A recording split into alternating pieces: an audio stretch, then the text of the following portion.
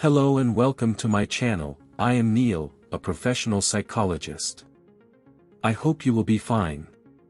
Today we will talk about what is media psychology and its history. What are the main topics of this branch? We will also interestingly discuss careers and the future of media psychology. Let's start today's topic. Media psychology is a newer branch of psychology that examines the ways people are impacted by mediated communication. Today, we spend most of our waking hours saturated in media and technology. As a result, media psychology has become a vital area of investigation. However, the field's interdisciplinary nature and the constantly changing ways people interact with media in all aspects of their lives, from work to education to entertainment to social engagement, makes it difficult to define. Media psychology draws heavily from psychology and communication, but also incorporates scholarship from other fields, including sociology, media studies, anthropology, and fan studies.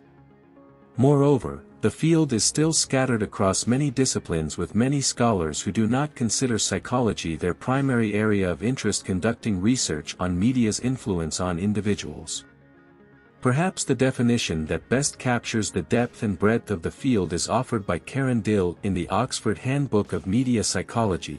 Media psychology is the scientific study of human behavior, thoughts, and feelings experienced in the context of media use and creation. In other words, media psychology is interested in understanding the constantly evolving connection between humans and media from a psychological perspective. Let's talk about history of media psychology. The roots of media psychology can be traced back over a century to early studies on the perception of three-dimensional space on a two-dimensional canvas. These ideas were applied in social psychologist Hugo Munsterberg's 1916 book, The Photoplay, a psychological study, the first work to empirically explore the way an audience responded to film. By the time television became widespread in the 1950s, psychologists had started to investigate how media affects children. However, media psychology wasn't recognized as an official field in the discipline of psychology until 1986, when Division 46, Media Psychology, was established by the American Psychological Association, APA. Initially, the division focused on psychologists who appeared as experts in the media, an objective that is still listed as part of its mission.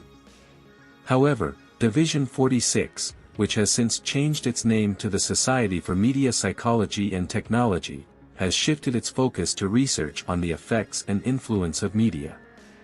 In 2003, the first, and so far, only APA-accredited media psychology PhD program in the United States was launched at Fielding Graduate University, and David Giles published the first survey of the field with his text Media Psychology.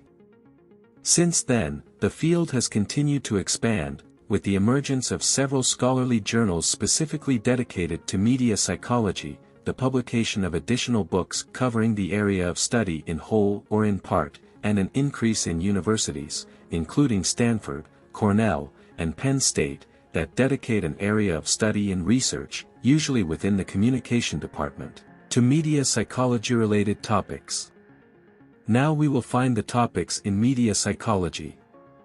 There are a plethora of topics that media psychology seeks to explore. Some of these include, but aren't limited to, media influence, such as whether exposure to media depictions of violence increases aggression, how depictions of gender roles influence children's understanding of what it means to be a woman, man, or other gender, and how media messages can be constructed in order to persuade someone to donate to charity or behave in other pro-social ways. Online learning, such as the way in-person lessons must be adjusted so they can most effectively be communicated to online students from different age groups, and the most effective ways to set up online learning platforms to sustain student attention and information absorption.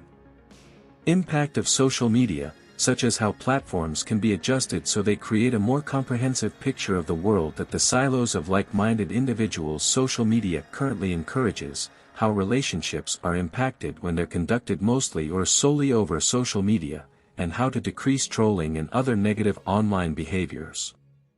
Audience involvement, such as why we laugh and cry at movies, TV shows, and podcasts, how stories influence our sense of self, and how and why popular culture fans come together to form supportive communities.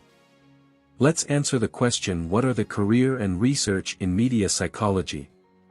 While many other branches of psychology have more defined career paths, media psychology is still in the early stages of determining its scope and purview. The most obvious goal for someone who investigates the impact of media through the lens of psychology is to become a research psychologist in academia. Given the rapid growth of technology mediating how we get to know, communicate with, and understand one another, scholars who can perform media psychology research are increasingly necessary. However, scholarly research is not the only path for people with an interest in media psychology. The ever-expanding world of media technologies leaves many opportunities to apply media psychology in a wide variety of industry settings, from entertainment and education to healthcare and politics. For example, people who design user experiences for everything from websites to virtual reality require an understanding of how to create a user interface that people can use effectively and efficiently.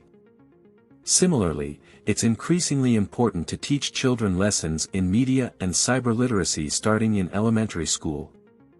These are programs that media psychologists are especially well qualified to design and implement. Now at last, what is the future of media psychology? While early media psychology research almost exclusively focused on the negative impacts and influences of media and technology isn't all good or all bad. It's how we use it that matters. And since media will only become increasingly ubiquitous in the years to come, it is essential we learn how to work with it to maximize the positives and minimize the negatives. Media psychologists have an essential role to play in these developments, and while they shouldn't shy away from shedding light on the negative impact of media as it continues to evolve, they should also increase their focus on the way media can be used to increase well-being and pro-social outcomes both in academic and applied industry settings. I hope you enjoyed the video. Please like this with your friends and subscribe to my channel.